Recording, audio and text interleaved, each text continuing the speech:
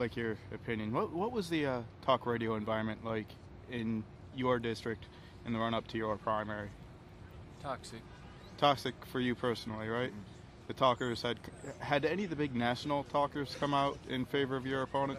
Had Rush Limbaugh had anything to say, or Sean Hannity, Mark Levin? They just had negative things to say about me. I guess. They did have negative things to say about you. That's what I'm wondering. So my theory is that it's not Sarah Palin. Everyone's giving Sarah Palin so much credit.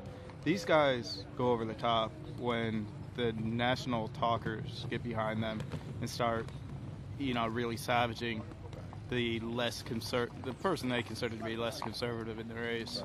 And by the way, I think it's conservatism really somewhat in personality. In other words, maybe their positions are thoroughly orthodox conservative.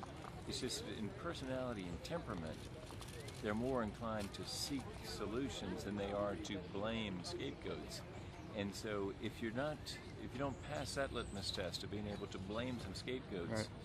but rather seeking solution and feel like have a tone and texture of seeking solutions, then you're seen as not truly conservative. So you weren't attacked for any of your voting record? Oh yeah, some, but it's more just a sense of why don't you join us in hating Barack Obama? Right. Why don't you sound more like you hate the guy? And so I'd go around saying, well, what's there to hate? I mean, the guy is handsome, articulate, brilliant, likes his wife, likes his kids. Now, I disagree with him on most everything, but that doesn't mean And I you gotta legislate attack him. like you disagree with him on almost everything, Yeah, right? but it doesn't mean I got to attack him. It surely means I don't need to hate him because he's not my enemy. Right. People want to make him my mortal enemy. He's not my enemy. He's your got- president. I got enemies. And you They're gotta work with 'em. Al-Qaeda and Taliban. They're enemies. But no, Democrats are not my enemy, and Barack Obama's not my enemy.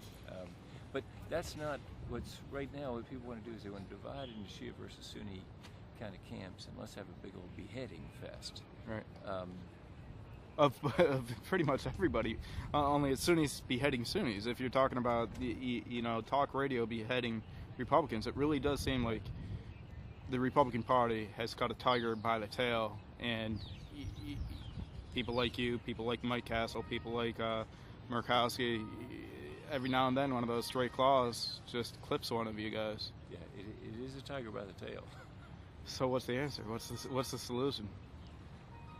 I think to build conservatism on a credible footing, we believe in free enterprise, we believe in constitutional principles, we should stick to those things. And all those things keep you from taking these guys off the air. And I'm not saying you would ever want to take Yeah. these guys off the air. Yeah. But what I'm saying is Rush Limbaugh's got 20 million listeners every night. Chris Matthews is lucky if a million people tune into his show. Mm-hmm. So, I mean, just the relative power. I remember seeing Phil Gingrey call in to, just pronate himself before Rush Limbaugh after saying something very mild about, not hating the president or something like we were talking about earlier.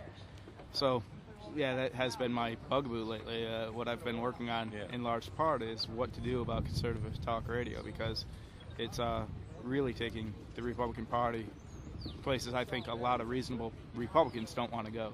Well, unfortunately, there's a demand for that kind of rhetoric, and that's what we got to start with. You can either attempt to affect the supply. It's like drug intervention. You could the war on drugs. You can either try to stop the supply or stop the demand, and so can't do anything to stop the supply because they get a constitutional right to do what they're doing. But we can ask people to ask the question: are you sure you want to follow that kind of leadership? These hot microphones that basically get the flamethrowers going and drive the crowd, the fearful crowd, to the cliff that they're running toward?